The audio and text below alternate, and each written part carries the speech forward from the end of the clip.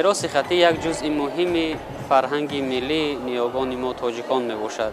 از این رو جمع آوری، حفظ و نگهداری، تحقیق و آموزش و مخصوصاً تبلیغ و تشویق و معرفی شایسته میراث خطی نیاگان ما این وظیفه اولین درجه متخصصان ساحه می باشد.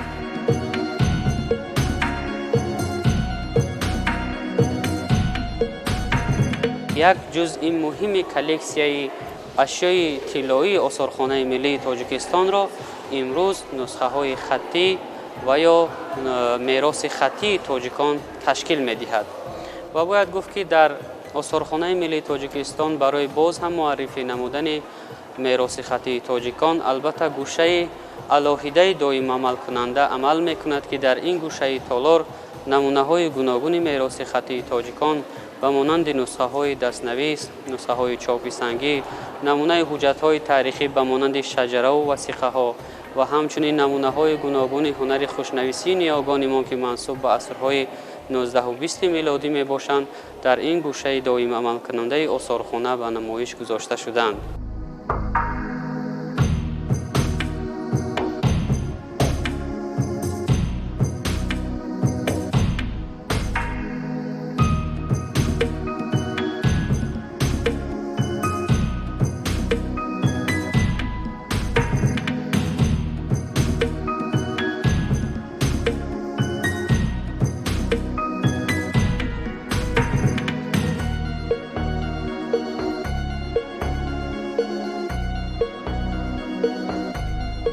حالا می‌خواهیم درباره یکی از نسخه های خطی یکی در آثارخانه ملی تاجیکستان حفظ و نگهداری می شود و طور خیلی هم مختصر یک معلومات داده باشیم. و نسخه خطی که امروز در دست ما یعنی در دست ما وجود دارد این نسخه دستنویس کتاب فواید و زیایای مولانا عبدالرحمن جامی می باشد. البته این کتاب با نام های الفواید الزیاییه و یا اینکه با نام شرح ملا یا شرح جامی نیز مشهور می باشد و اصلا مولانا عبدالرحمن جامی این اثری نسبتاً کامل و آخرین اثری خود را به پسر خود ضیاءالدین یوسف بخشیده شده است و موضوع اساسی کتاب فواید و زیایای عبدالرحمن جامی این صرف و نحو عربی یعنی گراماتیک زبان عربی را تشکیل می دهد و در این نسخه البته در برابر اینکه یک معلومات مهم دایر به صرف و نحو و مخصوصا گراماتیک زبان عربی می دهد در برابر این چنین دارای بعضی ویژگی های هنری و از لحاظ کتاب نگاری می باشد. مثلا ببینید نسخه که در دست ما حالا ایستاده است از جانب کاتب در عصرهای 18 و 19 کتابت شده است و متن اساسی این نسخه در قسمت مرکزی ورق در اطراف آن چنین مسطره ها و یا جدول بندی شده است که این هم البته به زیبایی و از این نسخه باز یعنی زیبایی دیگر زن میکند و چگونه گفتیم این نسخه رو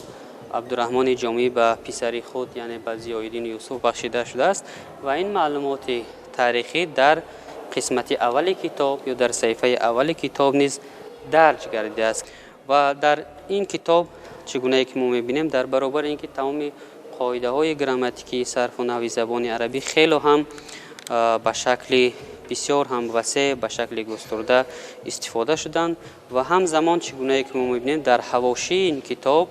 این چنین بعض شرح قاعده های گراماتیکی زبان عربی با شکل های گوناگونی مثلا هندسی و افقی و عمودی یعنی کتابت شدند که این البته از هنری بلندی کتاب نویسی در همون دوران گواهی میدهد. ببینید در قسمت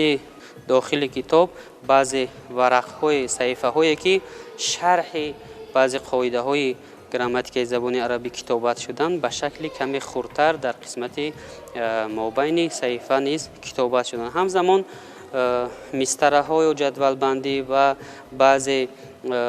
سرلوحه بعضی یعنی قاعده های گراماتیکی با رنگ های گوناگون از جمله با رنگ سرخ اشاره شدند.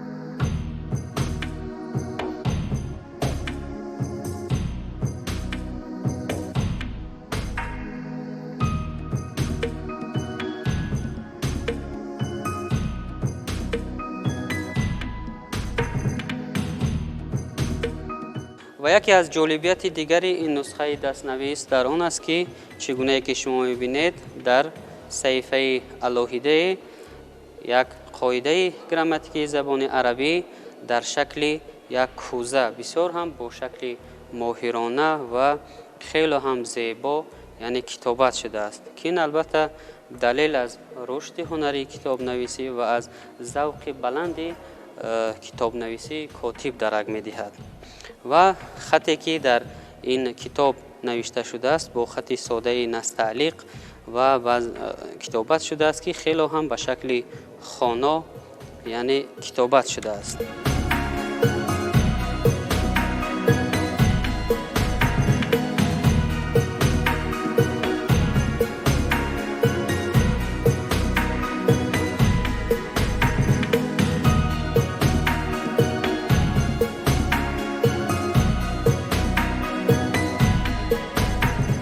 جالبیت دیگر این نسخه در این است که در قسمت اخیر این نسخه دستنویس سال و جای کتابت این اثر به شکل واضح درج گردیده است که سال 1243 هجری یعنی کتابت شده است که تقریباً به عصرهای 19 منسوب می باشد. البته این نسخه دستنویس هم از لحاظ تاریخی و هم از لحاظ زبانی و هم از لحاظ هنری اهمیت بلند دارد، زیرا این نوع هنری که در داخل این کتاب استفاده شده است خیلی هم جالب می باشد و هم اون معلومات های صحیح عاید به گراماتیک زبان عربی کتابت شدن و با شرح آنها که از جانب خود مولانا عبدالرحمن جامی یعنی شرح نوشته شدند خیلی جالب از جانب کاتب در این نسخه کتابت شدند. و البته باید قید نمود که این نسخه که در آثارخانه ملی تاجیکستان حفظ و نگهداری می شود این البته قبل از آن که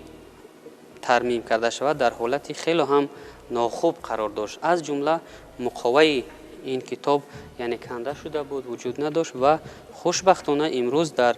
آثارخانه ملی تاجیکستان ترمیمگران جوان فعالیت میکنند که به ترمیم اشیاء گوناگون تاریخی مشغول هستند و از جمله به ترمیم نسخه های خطی نیز مشغول هستند که این نسخه دستنویس از جانب ترمیمگران جوان آثارخانه ملی تاجیکستان ترمیم شده و مقاوی آن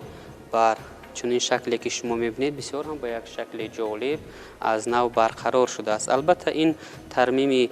مقاوی کتاب باز امکان میدهد که این نسخه سالیان زیاد حفظ شود و به جهانیان معرفی شود.